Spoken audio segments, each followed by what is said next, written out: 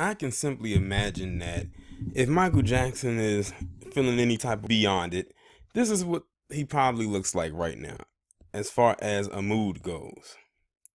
And that's how I feel, and plenty of others.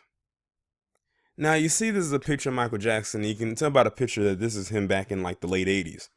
But behind him is Neverland. And the reason why I chose this picture in particular is because it goes right along with the theme of my story that I'm bringing to you. So we all know that that piece of shit, mockumentary, fraudumentary, however you want to call it, because I refuse to call it a documentary, aired this past weekend. And from what I've gathered, it didn't do so well in the ratings. As a matter of fact, not only did it do well in the ratings, who it lost to for that number one spot, and probably the number two, and even the number three spot, it might surprise you. So I'm going to go ahead and read this article coming from Showbiz 411.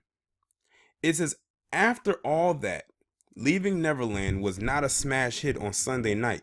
Modest hit, maybe, is the best way of describing it.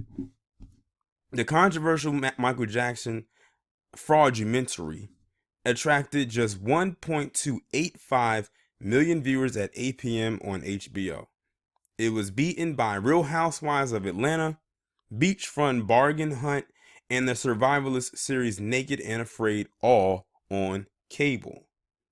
If it had competed with network shows Leaving Neverland, tied with a rerun of Bob's Burgers on Fox.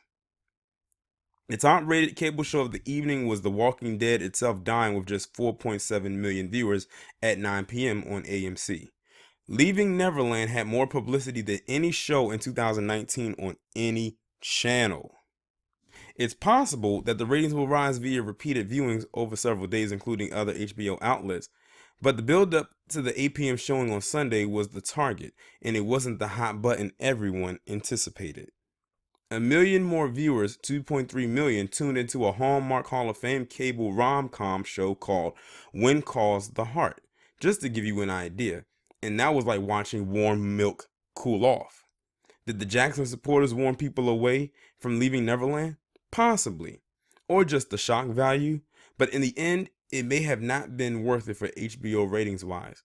On Saturday night, HBO scored a better total number at 8 p.m. with a showing of a bad movie called Skyscraper.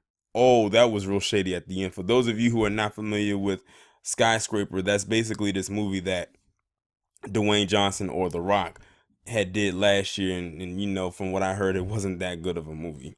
But that's crazy. So it got beat out by unlikely shows that they wouldn't have deemed as a competitor. Like, it got beat out by the Real Housewives of Atlanta. Now, The Walking Dead, that doesn't surprise me because, you know, depending on whether you like the show or don't like the show, if it turns you off, that show always gains views. All I have to say is this: they bet to be pretty damn lucky that that show Game of Thrones isn't back on yet. Not that it wouldn't matter, because they wouldn't have showed it ahead of it anyway, because that is that's like the network's saving grace ever since The Wire or Boardwalk Empire got canceled. But this actually puts a smile on my face, much like it does the king of music in this picture, because it's some bullshit at the end of the day. Only 1.285 million viewers.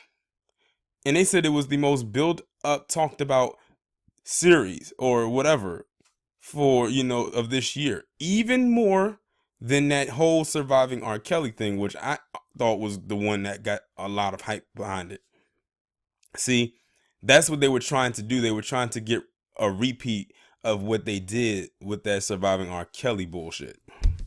And they couldn't get it. Because not a lot of people believe the shit that's happening now or coming out about Michael Jackson. It's just a lot of fraudulent bullshit between that James Safechuck and especially that Wade Robson, especially with him. And I think he's like the nail in the coffin because a lot of people don't believe him. Everyone knows he's a habitual liar. All of them are. They're all liars. They're all fraudsters. And this could not make me any happier. And I know that it makes you happy at the same time.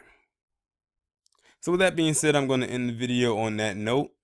Hopefully the next part will be just as bad. And notice it said in the article, they will have to rely on repeated airings of this in order for the ratings to go up. But in my opinion, that doesn't mean shit, because you're supposed to have high ratings on the day of. That's just like when a movie comes out, you want it to go #1 in the box office the opening weekend, damn the second weekend. If it drops the second week, so be it. You hope it doesn't drop too much, but you like, who cares about second weekend? It's the first run that counts. So them relying on re-airings, if that's what they're relying on, then you can pretty much chop this thing up to being a flop. But y'all let me know what you think about this down in the comments. Like, share, subscribe. I will talk to you in the next one.